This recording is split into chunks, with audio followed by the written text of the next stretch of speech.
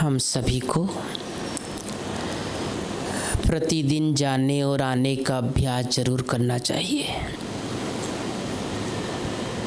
आज बाबा ने कहा खास सवेरे सवेरे क्या करना है, क्या होमवर्क दिया बाबा ने आज मुरली में?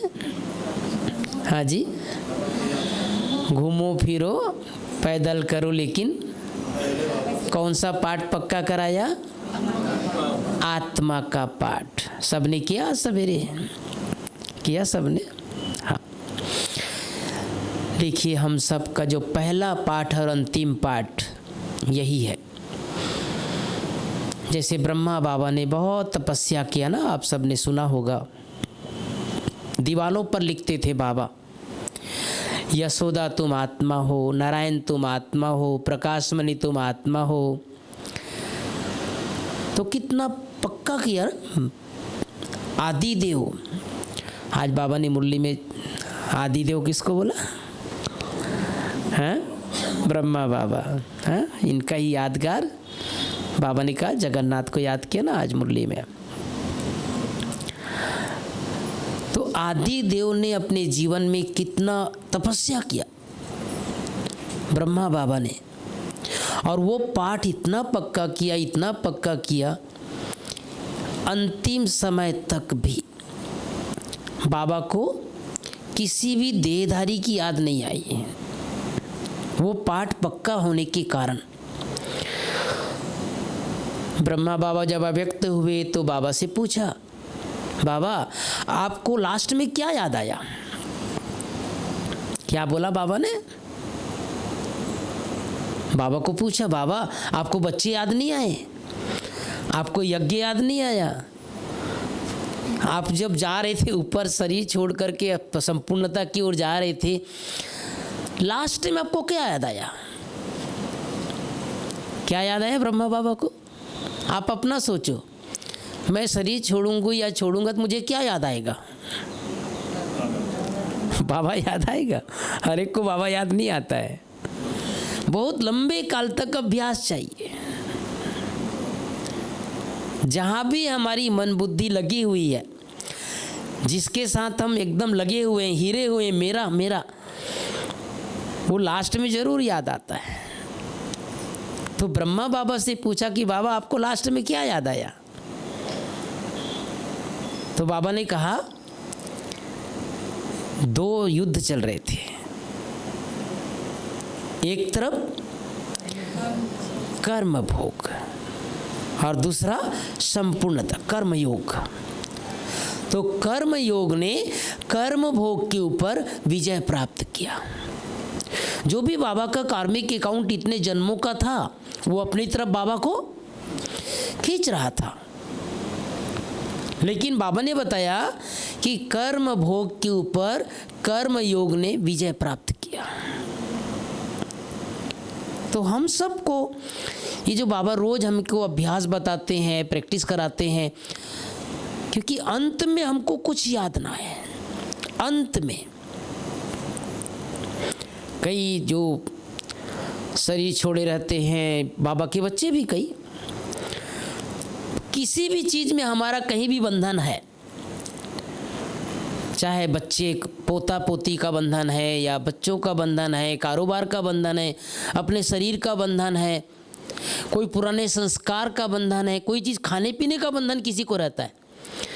मैं हंसी की बात सुनाता हूँ। एक भाई ने शरीर छोड़ा एक सेंटर का, तो अब शरीर छोड़ने के बाद उसको भोग लगाया जाता है बाबा घर में। भोग लेकर के गए, पूरा ब्रह्मा भोजन बना के लेके गए वतन में।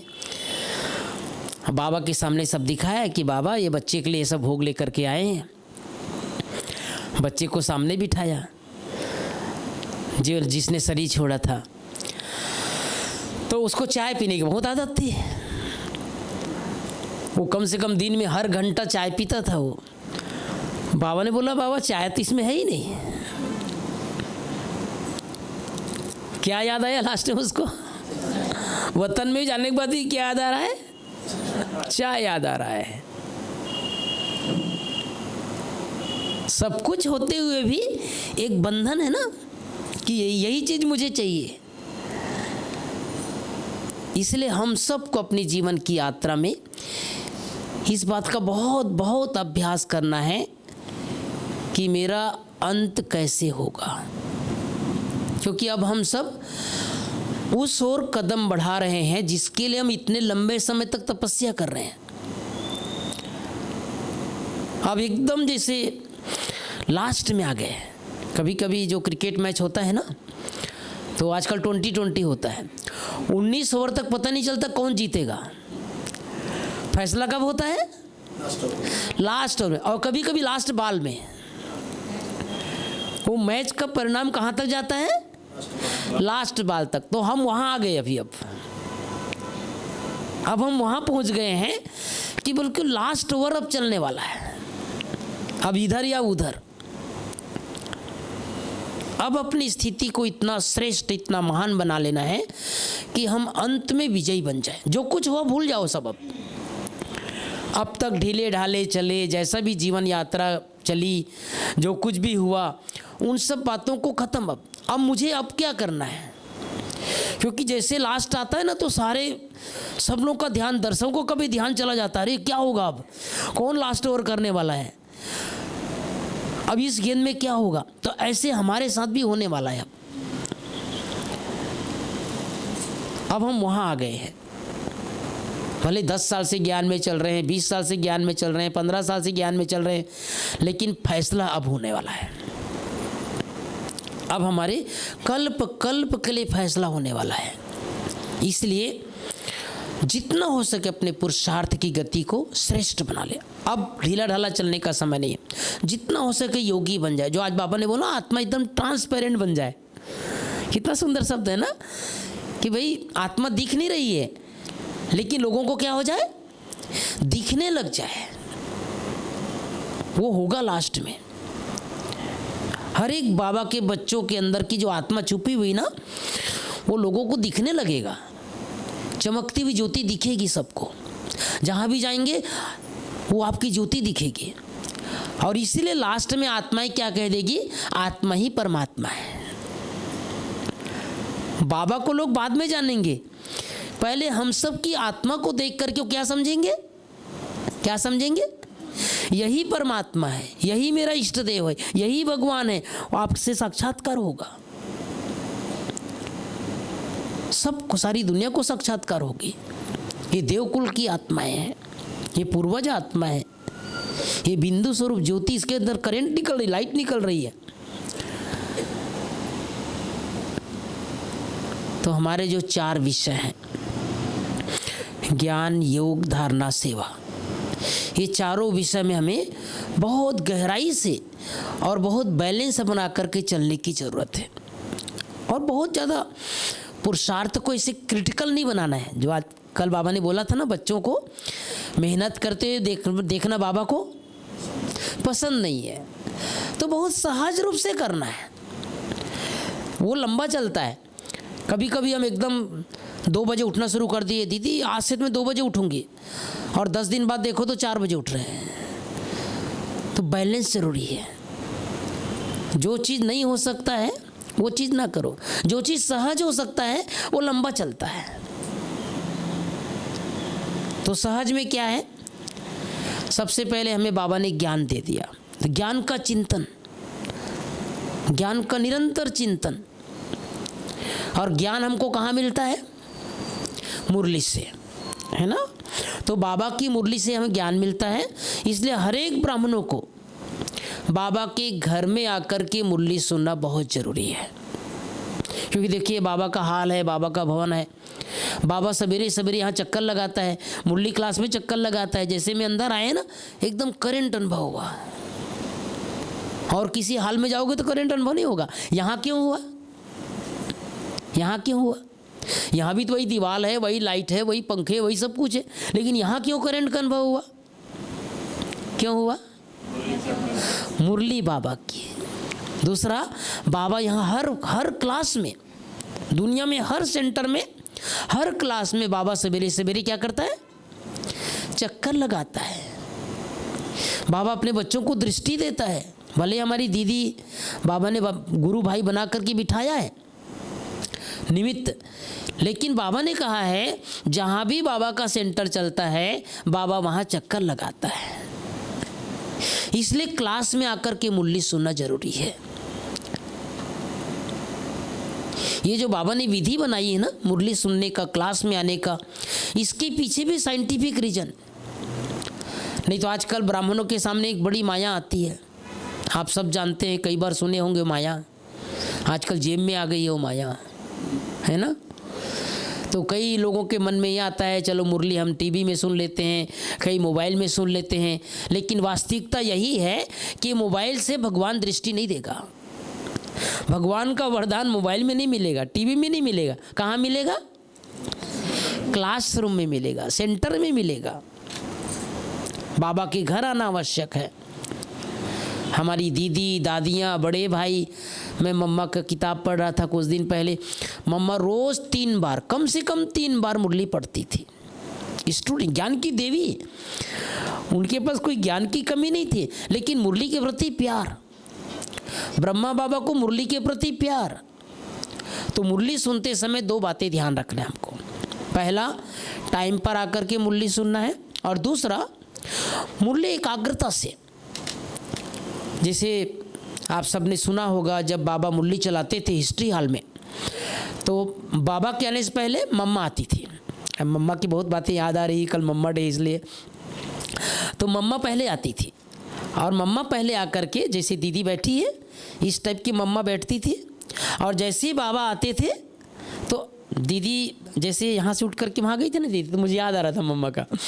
तो मम्मा वहाँ नहीं जाती थी, मम्मा कहाँ बैठती थी? ऐसे बैठती थी, और बाबा तरफ मुँह कर लेते थे, बस बाबा की तरफ मुँह करके पूरे जैसे ज्ञान को पीती थी।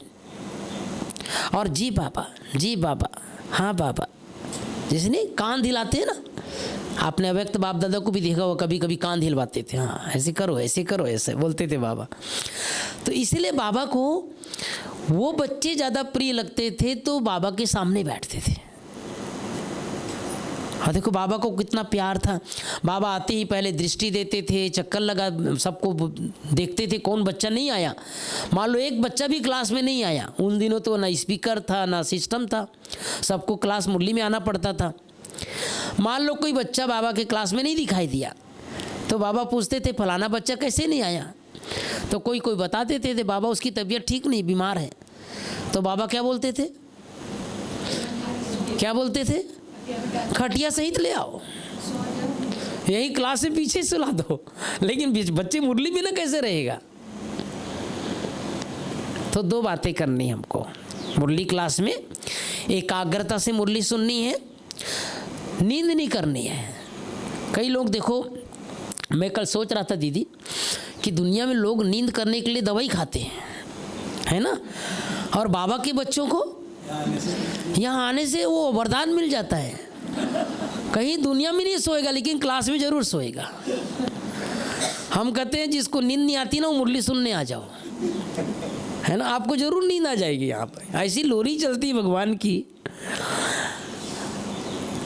कि आपको पता भी नहीं चलता कि मैं सो के उठ गई, महसूस भी नहीं होता है। और कई बार अगर किसी ने थोड़ा टच कर दिया ना, तो वो महसूस भी नहीं करते हैं कि भाई मैं तो जग रही हूँ, जग रहा हूँ मैं। आप क्या मुझे सोते हुए समझ रहे हो? सो रहे जरूर, लेकिन महसूस नहीं करते कि मैं सो रहा हूँ। तो बाबा की मुरली सुनते समय, अच्छा बाबा के बच्चों के पास जवाब भी एक से एक रहता है। मैं एकदम नया नया ज्ञान में आया था दीदी, 87 की बात है। 88 में जगदलपुर गया था, बस्तर। तो ज़्यादा दिन नहीं हुए थे, मुझे 1-2 महीने हुए थे ज्ञान में आए। सेवक ले गया था, दादियाँ सब आई थी, बड़ी दादी, गुलजार दादी, दादी चंद्रमणि, और बड़े बड़े भाई लोग सब। आदिवासी जागृति महोत्सव हुआ था, 88 की बात है। तो मैं इसी पीछे सामने क्लास में बैठता था, मेरे आगे एक पुराना भाई बैठता था। वो जैसे ही मीठे बच्चे होता था ना, वो सो जाता था, और जैसे ही याद प्यार होता था जग जाता था। तो मैं एक दिन सोचा, 1 दिन देखा, 2 दिन देखा, 3 दिन देखा, ये तो सो जाता है, क्या बात है। मैं हिम्मत करके पूछा, नए तो थे हम, मैंने कहा भाई जी एक बात पूछनी है आपसे। बोले, उनको लगा शायद ज्ञान योग के बारे में पूछेगा। बोले पूछो। मैंने कहा भाई जी आप जो मुरली सुनते समय मीठे बच्चे होते ही आप सो जाते हो, और याद प्यार होते उठ जाते हो। बात क्या है भाई जी? इसके पीछे कोई कारण है? क्योंकि मैं तो नया हूँ ज्ञान में, तो मेरे को ऐसा देखा घूर के। पहले तो मैं बोला कुछ गलती हो गई तो माफ़ कर देना। तब कहा रामायण पढ़ा है आपने? बोले हाँ भाई जी, मैंने बचपन से रामचरितमानस का पाठ किया है, मैं बहुत बार पढ़ा रामायण। तो कहा उसमें एक प्रसंग आता है, जब शिव जी कथा कर रहे थे तो पार्वती क्या कर रही थी? तो मैंने कहा भाई जी वो तो सो गए थे। बोले मैं वही हूँ। वो बोलता है मैं वही हूँ। अच्छा, मैंने कहा भाई साहब चलो आप तो पार्वती बन गए, अब हम जो एकदम बड़ी डायरी भरते हैं, लिख आंखें तो फाड़ फाड़ के देखते रहते हैं सामने, एक पॉइंट भी इधर उधर ना हो जाए, तो हम लोग कौन है भाई साहब? तो बोले आप लोग कबूतर हो। कबूतर क्या कर रहा था? हूँ कर रहा था ना वो। बोले आप लोग हूँ, माना बाबा के बच्चों के पास जवाब तैयार रहता है, रेडीमेड तैयार रहता है, और एक से एक जवाब तैयार रहता है। तो सबसे पहले हमें बाबा की मुरली सुनते समय बहुत ध्यानपूर्वक, एकाग्रतापूर्वक और साथ में बाबा की मुरली के साथ साथ अभ्यास करना चाहिए। जैसे बाबा ने कह दिया सत्युग को याद किया तो तुरंत सत्युग में पहुंच जाए। अगर बाबा ने परम धाम का जिक्र किया तो परम धाम चले जाए। अगर बाबा ने मधुबन को याद किया तो मधुबन पहुंच गए। बाबा ने आत्मा की बात की तो आत्मस्थिति की स्थित हो गए।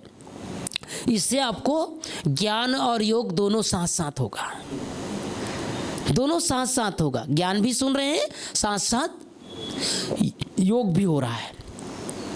और दूसरी बात, मुरली सुनते समय आजकल मैं सबको बोलता हूं, कभी भी अपना मोबाइल देखना नहीं चाहिए। कई भाई बहनें क्या करते हैं कि मोबाइल को सामने रखते हैं और या फिर मोबाइल को देखते रहते हैं, आज यहाँ तक पॉइंट आ गया, यहाँ तक पॉइंट आ गया, और कई बार फिर किसी का घंटी बज जाता है, किसी का रिंगटोन बज जाता है। इससे क्या होता है, रिंग बजने से आसपास के सबका संकल्प चलता है, उसका बोझ चढ़ता है। सूक्ष्म बात ही है। इसलिए कम से कम 1 घंटा या फिर मोबाइल छोड़ के आओ या फिर पूरी तरह बंद रखो। 1 घंटा में कुछ नहीं बिगड़ेगा जी। भूकंप आ गया, ज्वालामुखी आ गया, नेटवर्क चला गया तो मोबाइल बंद तो होता है ना। आप बाद में कॉल बैक कर लो। देखिए मैं 5-6 साल पहले कानपुर गया था सूरज भाई जी के साथ। वहाँ 400-500 लोग भट्टी किए थे 3 दिन तक, और मैंने देखा किसी का मोबाइल बजता ही नहीं था। 400-500 लोगों में से किसी का मोबाइल नहीं बजता था दीदी। तो मैंने लास्ट में, वहाँ दुलारी दीदी है, साकार बाबा के समय की है, मैंने दीदी से पूछा नाश्ता करते समय, दीदी एक बात पूछनी थी। दीदी बोले पूछो। मैंने कहा दीदी मैं 3 दिन से आपके यहाँ हूँ, किसी का मोबाइल बजता ही नहीं दीदी, क्या बात है? तो कहा भैया हमने एक कानून बनाया है, अब यहाँ भी बना लेना दीदी। तो कहा कानून बनाया है। मैंने कौन सा कानून? तो कहा जिसका भी मोबाइल बजता है क्लास में, उसको 500 रुपये भंडारी में डालना पड़ता है। तो पहले से तैयार रहते हैं कि भैया पहले ही बंद कर दो, वरना 500 रुपये जेब में रखना पड़ता है। और किसी का बज गया तो दूसरे बोलते हैं बज गया तुम्हारा, डालो जाओ। तो इसलिए हमने एक नियम बना रखा है, बोले यहाँ पर किसी का मोबाइल ज़्यादा लगे 500 तो 100 रुपये कर दो यहाँ पर, लेकिन कुछ नियम जरूर बनाना चाहिए। तो पहली बात, हमें अपने को नियमों में बांधना है, ईश्वरीय नियमों में। ये भी एक नियम है, स्थूल नियम भी, कि मुझे 1 घंटा कम से कम अपने मोबाइल को टच नहीं करना है, ना बजने देना है। ईश्वरीय पढ़ाई ना, हम ईश्वरीय 1 घंटा तो पढ़े कम से कम प्यार से। तो हमको ज्ञान जो है सबसे ज़्यादा मिलता है बाबा की मुरली से, और इस रिस्पेक्ट है, बाबा का रिस्पेक्ट है। मुरली सुनना अर्थात भगवान का रिकॉर्ड, हमारा टीचर बनकर के पढ़ा रहा है ना। 4 युगों में केवल एक बार ही शिव बाबा से हम पढ़ते हैं, और उसमें भी अगर हमारी पढ़ाई ऊपर नीचे हुई तो ये कल्प कल्प के लिए नूंद हो जाएगी। इसलिए बाबा की पढ़ाई रोज पढ़नी है, अच्छी तरह से पढ़नी है। तो ज्ञान में भी हमें आत्मा का चिंतन, परमात्मा का चिंतन, सृष्टि चक्र का चिंतन, तीनों लोकों का चिंतन, ये ईश्वरीय ज्ञान जो हमको मिला हुआ है, अथॉरिटी, उसका अथॉरिटी बनना है। मुझे कल किसी ने बोला कि हमको तो परम धाम दिखता ही नहीं है। किसी भाई ने बोला। कैसे अनुभव करें? ये किस चीज़ की कमी है? ज्ञान की कमी है। जितना आप ज्ञान की चिंतन करते जाएंगे ना, उतना आपके पास प्रश्न कम हो जाएंगे। तो ज्ञान का चिंतन करें, ज्ञान का रमन करें, और अच्छी अच्छी बातें। बहुत ज़्यादा कई बार क्या करते हैं, मुरली सुनते समय 3-4 पेज अच्छी तरह लिख लेते हैं, लेकिन याद कुछ नहीं रहता है। इसलिए बहुत ज़्यादा लिखने की जरूरत नहीं है। कुछ कुछ पॉइंट लिखें, थोड़े शब्दों में लिखें, और थोड़े शब्दों में लिख करके उसको रिवाइज करके निकले। जब यहाँ से निकले तो कुछ न कुछ रिवाइज करके, आज बाबा ने मेरे लिए क्या बोला। ज़्यादा याद नहीं रहे तो 1-2 बातें याद कर लो। जैसे आज बाबा ने बोला, बच्चे आत्मा का पाठ पक्का करो, है ना, आत्मा का पाठ पक्का करो, पक्का कर लो बस। फिर दूसरा हमारा विषय है योग। बहुत सुंदर विषय है। मैं हर एक को, भाई बहनों को बताता हूँ, आजकल योग को बहुत सहज करना है।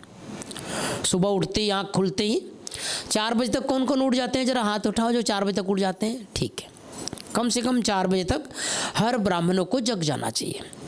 और उठने के बाद 2-3 काम जो करना है करते होंगे, और याद दिला देता हूँ आप सबको। उठते ही कल से बाबा और मम्मा को सामने देखना। कल तो वैसे मम्मा डे है, तो कहाँ देखना है? अपने आँखों के सामने मम्मा और बाबा को देखें। बाबा और मम्मा मेरे सामने हैं, मुझे दृष्टि दे रहे हैं, मुझे बहुत प्यार कर रहे हैं, मेरा श्रृंगार कर रहे हैं। बस 5 मिनट 10 मिनट तक उसी फीलिंग में रहो कि वतन से बाबा और मम्मा मेरे सामने। आप मत जाओ ऊपर, आपको मेहनत करने की ज़रूरत नहीं है। देखो, और मान लो बच्चा अपने पलंग पर उठ के बैठा है और मम्मी आ गई, तो बच्चे को क्या होता है? खुशी होती है, मेरी मम्मी आ गई। तो ऐसी ब्रह्मा भी हमारी माँ है और मम्मा भी हमारी माँ है। तो दोनों माँ हमारे सामने, और साथ में शिव बाबा। तो एकदम जैसे एकटक बाबा और मम्मा से दृष्टि लें। अपने अपने घरों में बाबा का फोटो, मम्मा का फोटो जरूर रखें। जहाँ आप सोते हैं वहाँ भी रखें, ताकि उठती पहली दृष्टि आपकी कहाँ जानी चाहिए? बाबा मम्मा में। तो पहले ही गुड मॉर्निंग करें बाबा और मम्मा को, उसके बाद फिर दृष्टि लें, अपना श्रृंगार करें, बाबा मुझे बहुत प्यार कर रहा है। उसके बाद 5 सम्मान का अभ्यास रोज करना है सुबह ही। पहला, मैं एक महान आत्मा हूँ। दूसरा, मैं पूर्वज आत्मा हूँ। तीसरा, मैं फरिश्ता हूँ। चौथा, मैं परम पवित्र आत्मा हूँ। और 5वां, मैं मास्टर सर्वशक्तिवान हूँ। ये 5 सम्मान का अभ्यास हमें सवेरे ही अच्छी तरह से कर लें। चाहे तो 1 सम्मान को पूरा दिन के लिए रख लें, और नहीं तो 5 सम्मान को साथ साथ चला लें। इससे आपकी आत्मा को एकदम भरपूरता का अनुभव होगा। कोई मान दे नहीं दे, कोई पूछे नहीं दे नहीं पूछे, आप अपने आप को संपूर्ण अनुभव करेंगे, आप अपने आप को भरपूर अनुभव करेंगे। अपने आप को मान दे दो। स्वमान अर्थात अपने आप को मान देना। इससे हम किसी की मान के भिखारी नहीं रहेंगे। कोई पूछे हमको, उसकी महसूसता नहीं होगी। तो 5 सम्मान का अभ्यास। इसके बाद आधा घंटा पौन घंटा बहुत प्यार से बाबा को याद करो। चाहे 5 स्वरूप का अभ्यास कर लो, चाहे तीनों लोकों का सैर कर लो, चाहे मधुबन की यात्रा कर लो, जो आपको अच्छा लगता है। लेकिन वो समय आपका सुबह का समय अच्छी तरह योग में बीतना चाहिए। फिर बाबा को एक बार अपने घर में चक्कर लगवा लो। चाहे सेंटर में रहते हैं सेंटर में, घर में रहते तो घर में। बाबा हमारे घर में पूरा चक्कर लगा रहा है। इससे आपका घर का वाइब्रेशन बदलेगा। मान लो आपके घर में कोई ज्ञान में नहीं चलते हैं, आपके घर में कोई विरोधी है, आप बाबा को दृष्टि दिलवाओ उनको। बाबा ये दृष्टि दो इनको, संकल्प से बाबा हमारे घर में चक्कर लगवाओ। आपके घर का वातावरण 100% बदलेगा। आपके पड़ोसी आएंगे, उनको लगेगा ये इनका घर अलग ही है, अलग ही शांति है यहाँ पर। आपका घर एक प्रकार से तीर्थ स्थल जैसे बन जाएगा, मंदिर जैसे बन जाएगा। लेकिन उसके लिए आपकी अपनी अवस्था बहुत अच्छी हो, और दूसरा बाबा मम्मा को चक्कर लगवाओ। फिर इसके बाद दिन भर की दिनचर्या में कैसे योग को शामिल करना है। स्नान करते समय एक संकल्प कर लो, ये शरीर मेरा एक मंदिर है, मैं इसमें देव आत्मा विराजमान हूँ और इस मंदिर की सफाई कर रहा हूँ। जैसे पुजारी मंदिर में जाती सबसे पहले काम क्या करता है? क्या करता है? मंदिर की सफाई करता है। ऐसे शरीर, ये भी शरीर मेरा एक मंदिर है और इसमें मैं देव आत्मा हूँ। जो जितना देर आप स्नान करेंगे वो स्नान आपका किस में बीत जाएगा? किस में बीत जाएगा? योग में बीत जाएगा, याद में बीत जाएगा। फिर इसके बाद आप घर से निकलते मुरली सुनने के लिए, जैसे भी आप निकले होंगे, किसी का 5 मिनट का रास्ता है, किसी का 10 मिनट का रास्ता है। घर से निकलते समय अकेले नहीं निकलो। बाबा मेरा छत्र छाया है, ऐसे कर लो, हाथ ऐसा ऐसे कर लो, ऊपर से नीचे 3 बार ले आओ। बाबा मेरा छत्र छाया है, बोलते जाओ। बाबा मेरा छत्र छाया है, बाबा मेरा छत्र छाया है। ये छत्र छाया के अंदर ही घर से निकलना है। इससे 2 फायदे होंगे। पहला, आपका समय वेस्ट नहीं जाएगा और दूसरा, आप सेफ रहेंगे। क्योंकि आजकल ऐसा हो रहा है संसार में कि आपकी गलती नहीं है लेकिन दूसरा एक्सीडेंट कर देता है। शराब पी के चलाते हैं या गलत तरीके से चलाते हैं, नशे में चलाते हैं। आप अपने तरफ हैं लेकिन दूसरा आकर के आपकी गाड़ी को ठोक देता है। लेकिन अगर आप छत्र छाया के अंदर हैं तो बाबा आपको टच करेगा। स्लो चलाना है या धीरे करना है या आगे करना है या बायां करना है, ये बाबा आपको टच करेगा। दूसरा, कौन कौन गाड़ी चलाते हैं? जरा हाथ उठाओ जो गाड़ी चलाते हैं। ठीक है, नियम बना लो अब। गाड़ी चलाने वाले या गाड़ी में बैठने वाले, जब भी आप स्टार्ट करो, चाबी लगाते ही 3 बार बोलो, मेरा बाबा, मीठा बाबा, प्यारा बाबा, आ जाओ बाबा। इसके बाद ही गाड़ी स्टार्ट करो। मेरा बाबा बोलो एक बार, मेरा बाबा, मीठा बाबा, प्यारा बाबा, इतना बोलो और आ जाओ बाबा। तो आपकी गाड़ी सेफ रहेगी। क्योंकि हम सबका जीवन बहुत वैल्यूबल है, बहुत कीमती है, इसलिए अपनी संभाल करनी है। और जब सेंटर में आ जाते हैं, बाबा घर आ जाते हैं, तो बाबा घर आने के बाद रास्ते में पूरा समय बाबा मेरा साथी है। बाबा को साथी बना करके आओ। अंदर आने के बाद क्लास में बैठने के बाद बाबा के जैसे आते हैं, आप लोग सब बाबा कमरे में जाते होंगे, हर एक का नियम है ना, बाबा कमरे में जाते हैं। इसके पीछे भी एक सिद्धांत और है कि बाबा कमरे में हम क्यों जाते हैं, कि वहाँ बाबा की विशेष अनुभूति होती है। हर सेंटर में सबसे पहले बाबा कमरा बना रहता है ना। देखो, ब्रह्मा बाबा ने अपने कमरे का त्याग किया। ब्रह्मा बाबा ने क्या किया? छोटे कमरे में रहे ना सदैव। जब वहाँ ट्रेनिंग सेंटर बन रहा था, मधुबन में भवन बन रहा था, बाबा को कितने बार बोला दादियों ने कि बाबा आप बड़े कमरे में आ जाओ, बड़े कमरे में आ जाओ। लेकिन बाबा कहाँ रहे? कुटिया में रहे, छोटे कमरे में रहे। तो बाबा ने अपने कमरे का त्याग किया, उसके कारण हर सेंटर में क्या बन गया? बाबा का कमरा बन गया। हर सेंटर में बाबा का कमरा बन गया। हर बाबा का बच्चा अपने घर बनाता है, उसमें सबसे पहले क्या निकालता है? बाबा का कमरा निकाल दे। बाबा का कमरा है दीदी, भले छोटा सा निकालेगा लेकिन बाबा का जरूर निकालेगा। क्यों? बाबा ने अपना कमरा का त्याग किया। उस त्याग का फल इसी समय दिखता है। हर सेंटर पर, हर बाबा के बच्चों के पास बाबा का कमरा रहेगा। वो बाबा को बिठा के रखे हैं। इसलिए आते ही सबसे पहले हमें बाबा कमरे में आना चाहिए। बाबा को बता दो, बाबा मैं आ गया, आगे पढ़ने के लिए आपके पास, है ना। उसके बाद हाल में आ गए। बाबा की मुरली सुनने के बाद लास्ट में एक छोटा सा संकल्प रोज हम सबको करना है। एक दूसरे को उमंग उत्साह दिलाना है, एक दूसरे को सम्मान की याद दिलानी है। जैसे आप दिखे, अच्छा क्या कारोबार चल रहा है आजकल, ये नहीं बात करना है आपको, ये नहीं करना है। अच्छा क्या हुआ, ईरान और इजराइल का कुछ लड़ाई झगड़ा चल रहा है, ये सब बातें नहीं करना है यहाँ पर। यहाँ क्या करना है? आप एक महान आत्मा हो, आप पूर्वज आत्मा हो, आप फरिश्ते हो, आप देवकुल की आत्मा हो। क्या बात है, आप बहुत आजकल बहुत योग करते हो, लगता है चेहरा चमक रहा है। उमंग उत्साह दिलाओ। उदासी, निराशा, हताशा की बातें नहीं करो। कोई बीमार है, मान लो तबीयत भी ठीक नहीं है, तो भी उसको ये मत बोलो तुम बीमार लग रहे हो। उसको क्या बोलो? अरे आप तो बहुत स्वस्थ हो, आपका तो चेहरा एकदम चमक रहा है, बीमारी खत्म हो जाएगी उसकी। अगर आपने थोड़ा भी किसी का उदासी चेहरा देखा और आपने बोल दिया आप क्या बात है, आपका चेहरा एकदम उतर गया, आपका तो पूरा सूख गया है, तो नहीं सूखा वो भी सूख जाएगा। इसलिए बाबा हम सबको सिखाता है कि बाबा जैसे हम लोगों को उमंग उससे दिलाता है ना। देखो ज्ञान में आती बाबा क्या बोलते, मीठे बच्चे तुम तो देवकुल की आत्मा हो बच्चे, तुम तो सृष्टि के आधार मूर्त उद्धार मूर्त हो। और नशा चढ़ गया हम लोग को। ऐसा सोची थोड़ी तो रोज पढ़ेंगे यहाँ पर। कोई 15 साल पढ़ेंगे करके आए थे क्या? कितने दिन के लिए आए थे बाबा घर में आप सब? कितने दिन के लिए आए थे?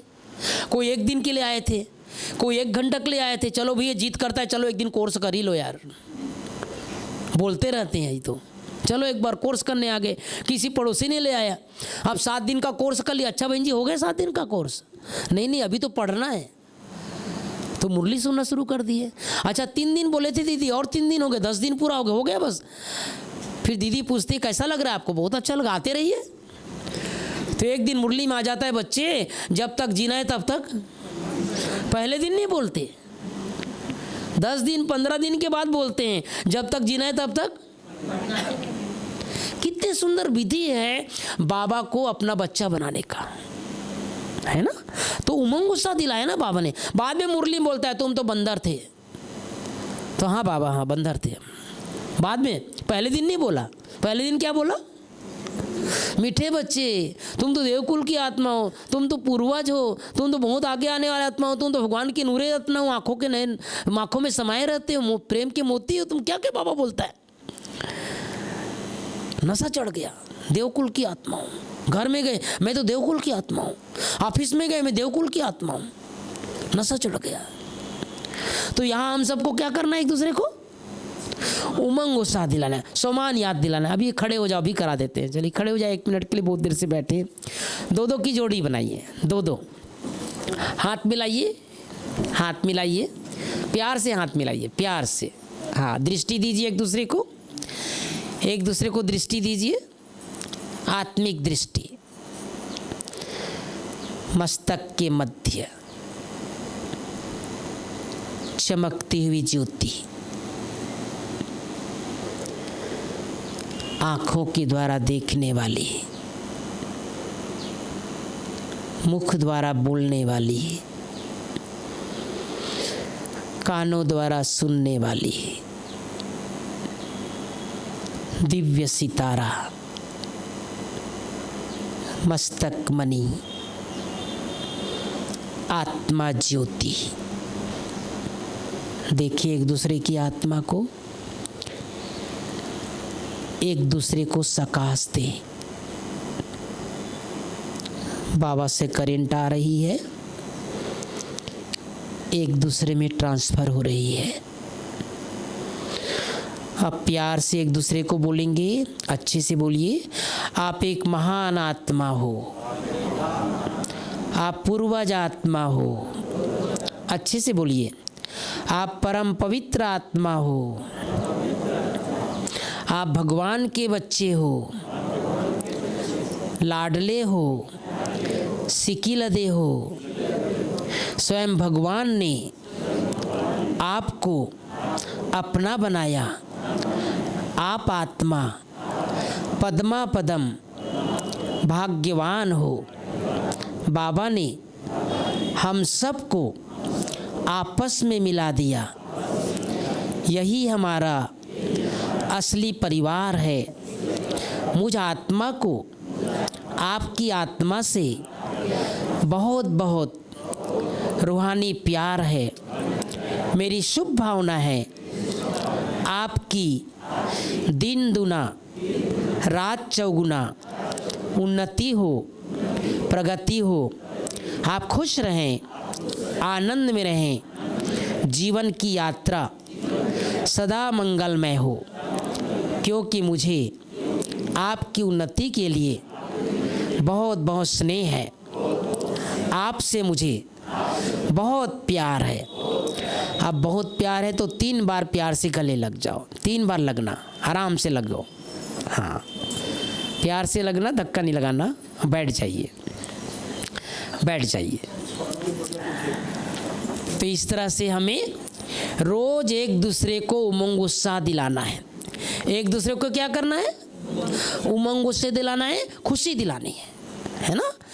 एक दूसरे को खुशी दिलानी, यही करना है। कल भी बाबा ने बोला ये दान करना है सबको, प्रेम का, शांति का, खुशी का। आज बाबा ने बोला ना, खजाना हमको मिला है ना, ये खजाने को क्या करना है? बांटना है। जितना बांटेंगे उतना बढ़ेगा। तो योग में ये सब करना है हमको, है ना। फिर दिन भर हर घंटा 1 मिनट शरीर से डिटैच होने का अभ्यास।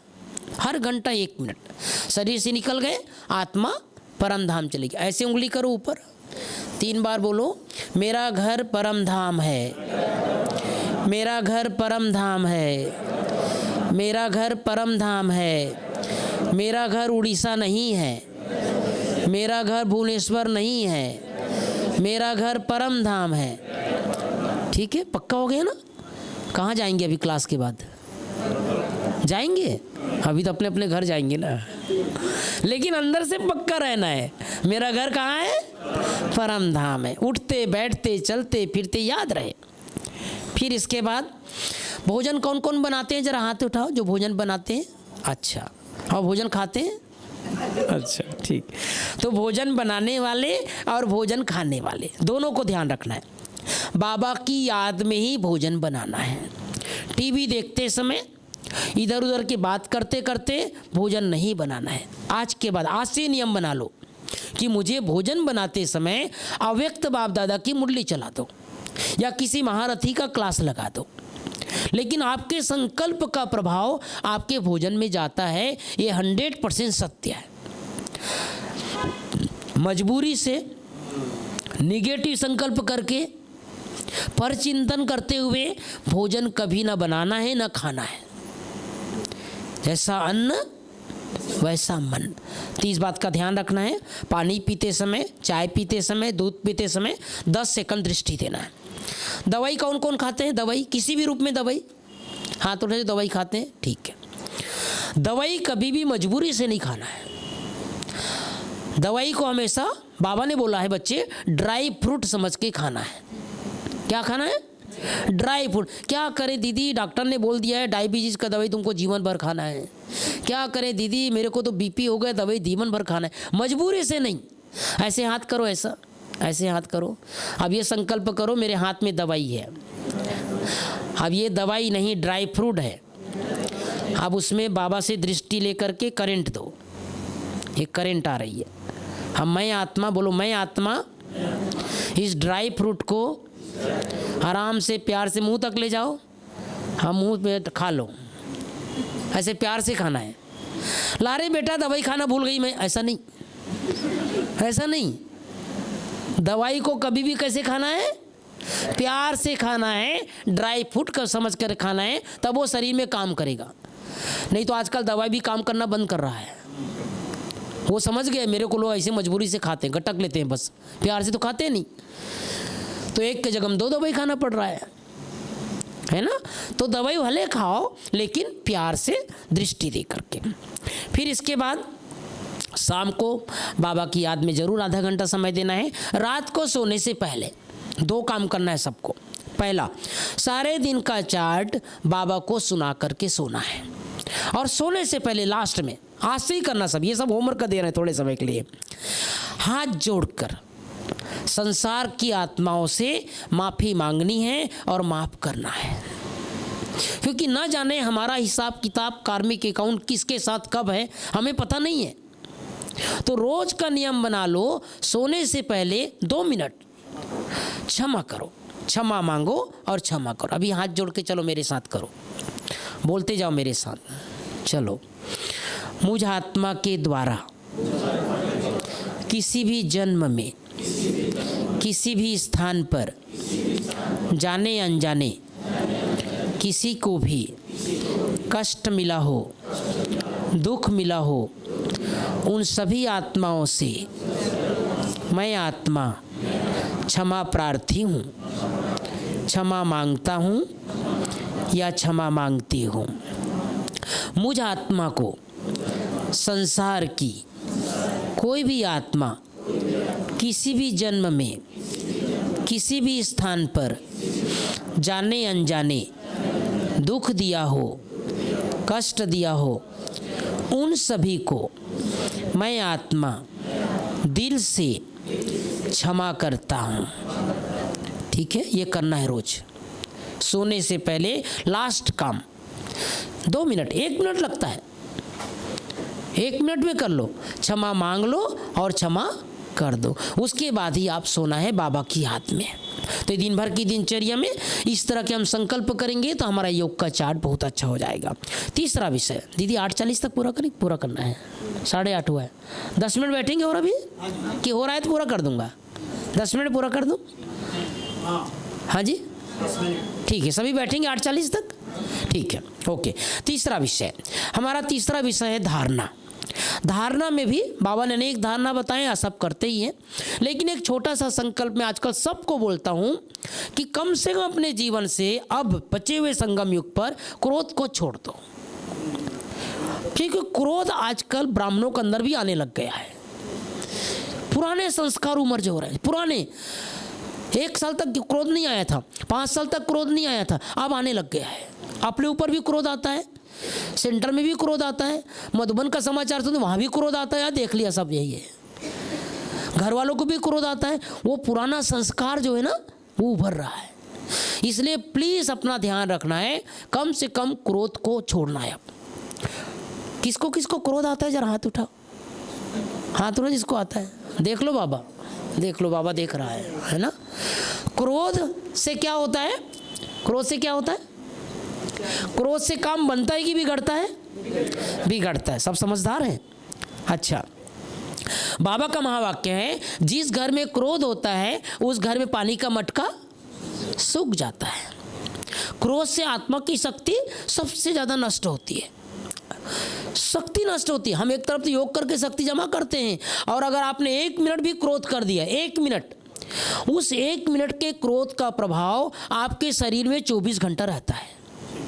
24 घंटे तक वो शरीर के अलग अलग अंगों को जलाता है। आपको लगता है मैंने 1 मिनट कर दिया बस पूरा हो गया, शांत हो, शांत ना, नहीं, कुछ नहीं शांत हो आप, अंदर जल रहा है, अंदर धधक रहा है। इसलिए क्रोध को छोड़ना है। तो क्रोध छोड़ने के मैं 7 दिन के 7 संकल्प बताया करता हूँ। पहला, आज से, आज सोमवार है, सोमवार को अभी से संकल्प कर लो, मुझे सारा दिन सोम रस पीना है, सोम रस पिलाना है। क्या करना है? वो दुनिया वाला सोमरस नहीं, बाबा का सोमरस है ना। एक जगह मुझे पूछा, मुझे तो पता नहीं था, अब हम तो बचपन से कभी इस में गए नहीं हैं, भाई भैया सोमरस का कई अर्थ होता है। मैंने क्या होता है, हम लोग को बाबा ने सोमरस बताया है, तो बोले दूसरा भी सोमरस, दूसरा सोमरस की बात ही नहीं होती ना हमारे यहाँ, तो उसको आउट ऑफ टॉपिक है वो। तो हमारा क्या है, बाबा का सोमरस पीना है और सोमरस पिलाना है, इसलिए क्रोध नहीं करना है।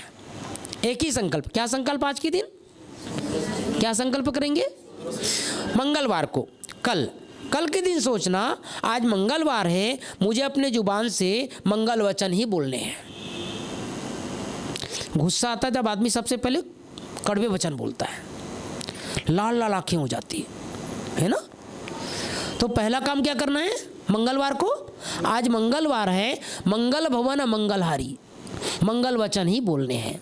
तीसरा, बुधवार को, आज बुध का दिन है, शुद्ध का दिन है, अपने जुबान को शुद्ध रखना है, इसलिए क्रोध नहीं करना है। गुरुवार को बाबा से वरदान लेना है और सबको वरदान देना है। सदगुरु बाबा को भोग लगाते हैं ना, हम सब वरदान लेते हैं, रोज वरदान चलती है बाबा की मुरली में, तो बाबा से रोज वरदान लेना है और सबको वरदान देना है, इसलिए गुस्सा नहीं करना है। शुक्रवार को सबका शुक्रिया अदा करना है, माँ बाप का, दीदियों का, बाबा का, पड़ोसी का, किसी ने हमारे जीवन में कभी अहित किया है उसका भी क्या करना है, शुक्रिया अदा करना है, तो गुस्सा नहीं आएगा। शनिवार को क्रोध रूपी शनि से दूर रहना है, आज शनिवार है, मुझे क्रोध रूपी शनि से दूर रहना है। रविवार को बच्चों का क्या होता है, स्कूल में छुट्टी, गवर्नमेंट सर्वेंट की छुट्टी, तो क्रोध की छुट्टी, आज तुम्हारी छुट्टी, आज नहीं आना तुम मेरे पास।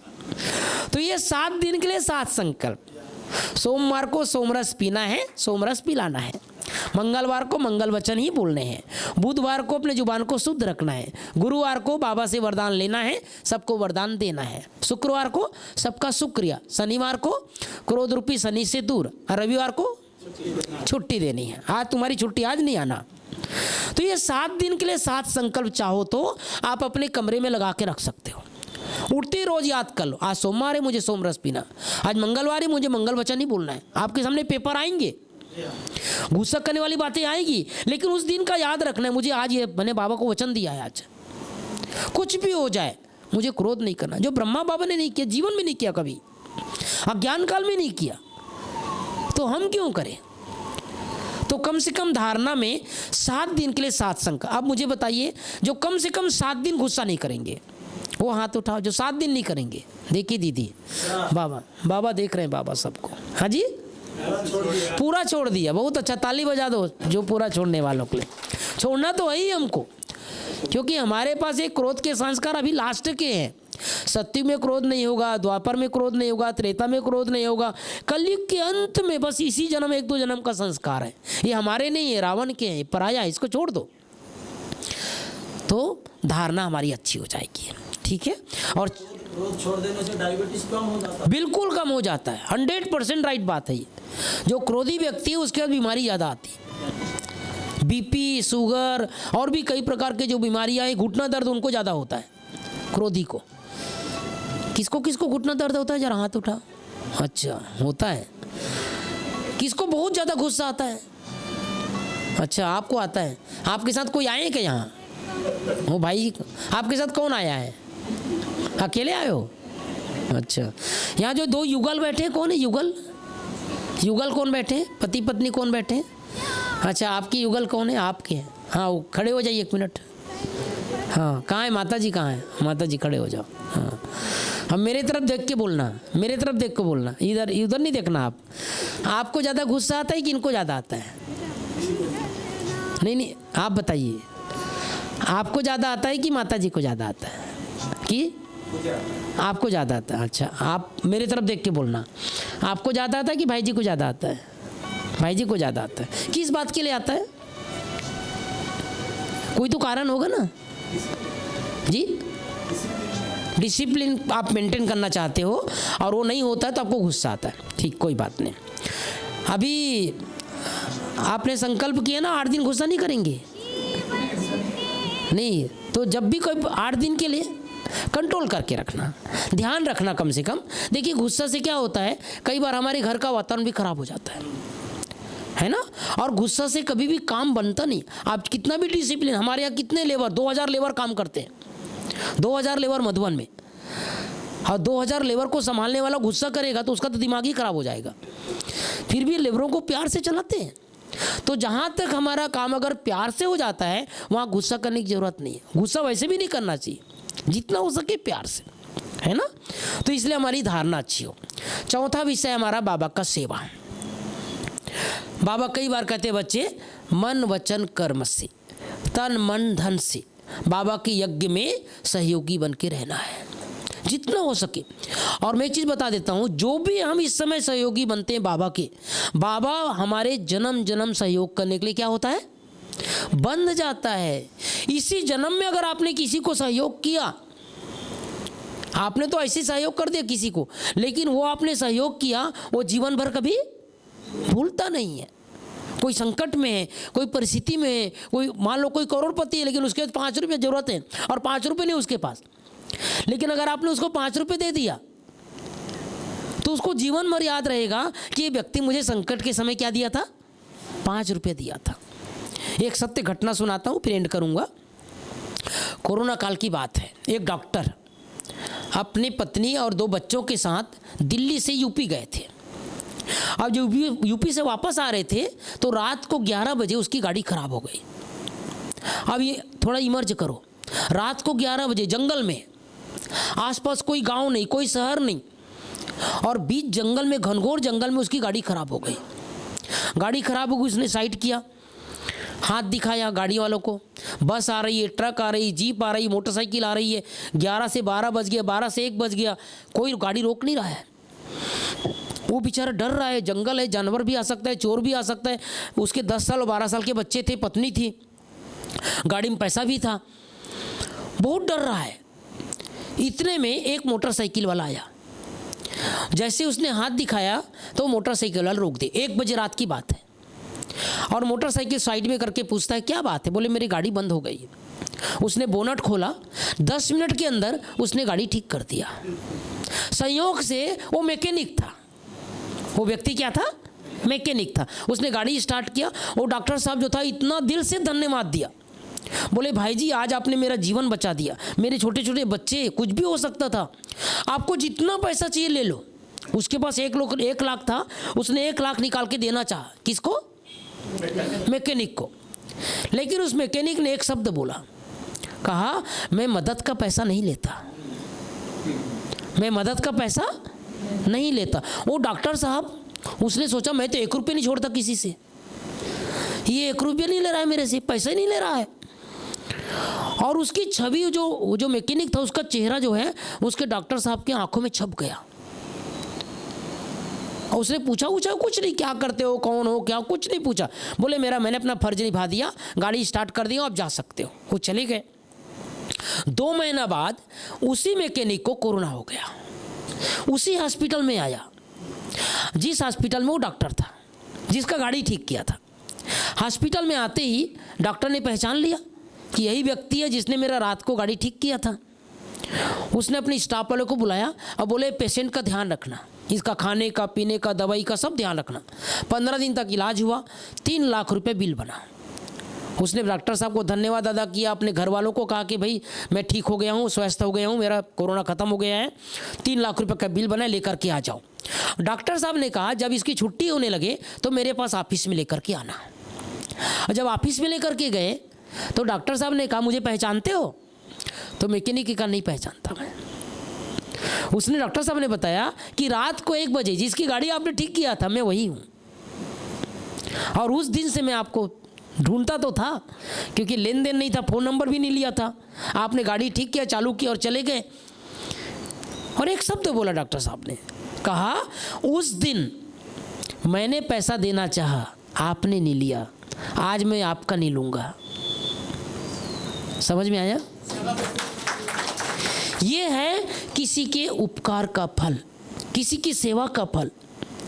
इसलिए बाबा के यज्ञ में अगर हम कुछ भी मदद करते हैं, तन से, मन से, धन से, जैसे मनुष्य आत्माएं बंध जाती है, भगवान भी अपने बच्चों के लिए बंध जाता है, जन्म जन्म के लिए बंध जाता है।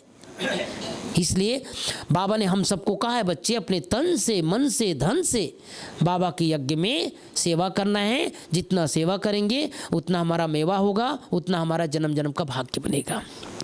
आप सब प्यार से बैठे, उसके लिए दिल से धन्यवाद। अभी हम सभी पुनः 2 मिनट बाबा को याद करते हैं। 1-1 मिनट के लिए 4 धाम की यात्रा करके आएंगे। मधुबन में बाबा का कमरा, झोपड़ी, हिस्ट्री हॉल, शांति स्तंभ। चले, लाल लाइट कर दीजिए।